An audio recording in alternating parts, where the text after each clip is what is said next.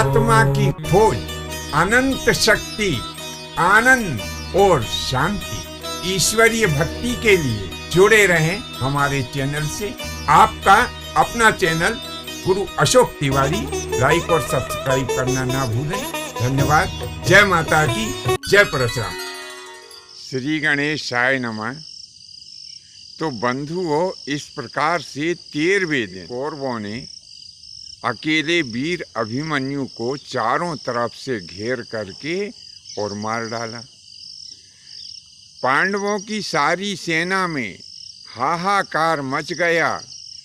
सेना तितिर बितिर हो गई। सब लोग भाग खड़े हुए और जब संध्या का समय हुआ, सेना पांडवों के शिविर में पहुंची। यह समाचार युधिष्ठिर सहित अर्जुन को भी प्राप्त हुआ कि वीर अभिमन्यु आज वीर गति को प्राप्त हो गया है। तब अर्जुन महाबली भीम से कहने लगे कि भैया बताओ, तुम कहाँ थे और तुम उस बालक अभिमन्यु की रक्षा क्यों नहीं कर पाए? क्या तुम्हारी भुजाओं का बल नष्ट हो गया था?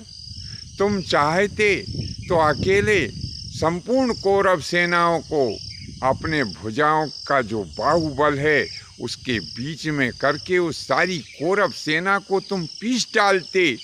तुम्हारे होते हुए भैया बताओ कैसे अभिमन्यु मारा गया?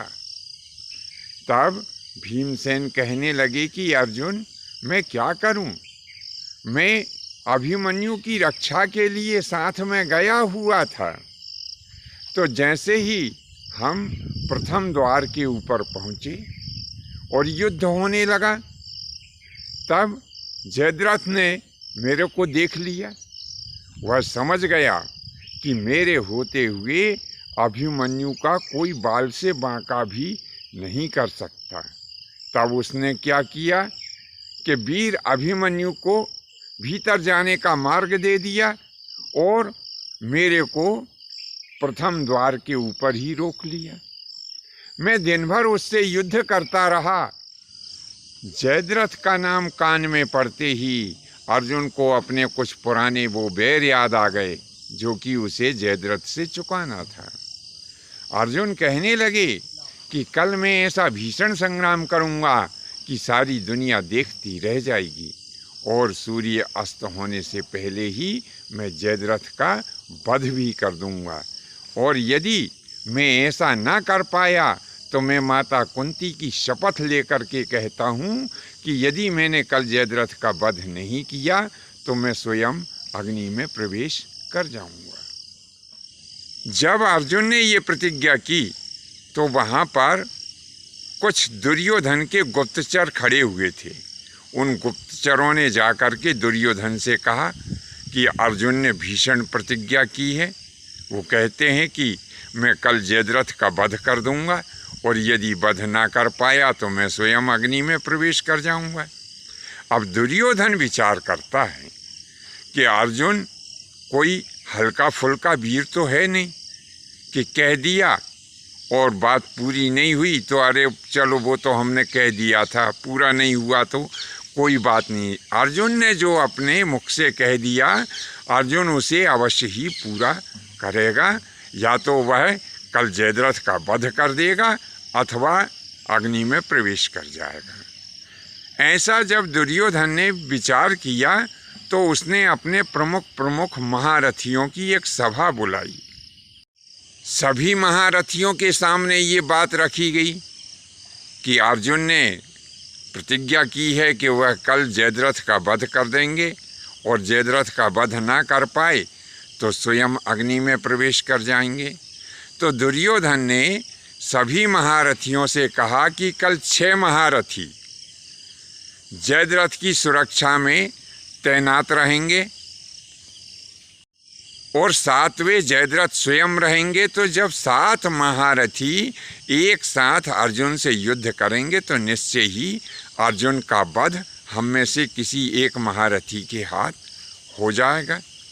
और यदि वध नहीं भी हुआ और हम जयद्रथ को बचाने में सफल हो गए तो अर्जुन स्वयं ही अग्नि में प्रवेश कर जाएगा, तो दोनों तरफ लाभ हमारा ही है। अर्जुन के अग्नि में प्रवेश करते ही पांडवों की आधी शक्ति समाप्त हो जाएगी, यानी हमारी आधी क्या, एक तरह से ऐसा समझिए कि फिर तो जीत हमारी निश्चित ही है, फिर कोई हमें हराने वाला नहीं है पांडवों की सेना में। ऐसा दुर्योधन ने उन सभी महारथियों से कहा। दूसरे दिन कौरव और पांडवों की सेनाएं कुरुक्षेत्र में पहुंच गई। सभी वीर अपने अपने जीवन की आशा त्यागे हुए युद्ध के लिए तत्पर हो गए। इधर से वे 6 महारथी जयद्रथ को अपने बीच में किए हुए वे भी आकर के और कुरुक्षेत्र के मैदान में खड़े हो गए। इधर से वीर अर्जुन अपनी सेना को लेकर के पहुंच गया। महाघनघोर संग्राम प्रारंभ हो गया और उन 6 महारथियों ने ऐसा विकट युद्ध किया कि कई बार अर्जुन मूर्छित हो गए, और जब जब अर्जुन मूर्छित हुए तब तब भगवान श्री कृष्ण अर्जुन का रथ लेकर के और युद्ध मैदान से भाग खड़े हुए, क्योंकि जब अर्जुन मूर्छित हो गया था तो युद्ध कौन करता। इसीलिए भगवान श्री कृष्णचंद्र जी महाराज वहाँ से अर्जुन का रथ हटा दिया करते थे। ऐसा एक बार नहीं, कई बार हुआ। फिर जब एक बार उन 6 महारथियों ने अर्जुन को मूर्छित कर दिया और भगवान श्री कृष्णचंद्र जी महाराज फिर रथ को कहीं दूर भगा ले गए। जब अर्जुन को मूर्छा उसकी जब दूर हो गई तब उसे बड़ा ही क्रोध हुआ। फिर वह कृष्णचंद्र भगवान से कहने लगा कि प्रभु, अब मैं अंतिम और निर्णायक युद्ध करने के लिए प्रस्तुत हूँ। निश्चित ही इन दुष्टों का अब मैं संहार करने वाला हूँ। आप कुशलतापूर्वक मेरे रथ को चलाएं। तब अर्जुन ने बड़े ही क्रोध के साथ में अपने गांडीव को प्रणाम किया और उसके ऊपर बाणों को चढ़ा दिया। तो क्या किया कि उन्होंने 50 बाण एक साथ अश्वत्थामा को मारे, फिर 3 बाण वृषसेन को मारे, और इसके पश्चात गुरु महाराज कृपाचार्य के ऊपर अर्जुन ने 9 बाण चलाए।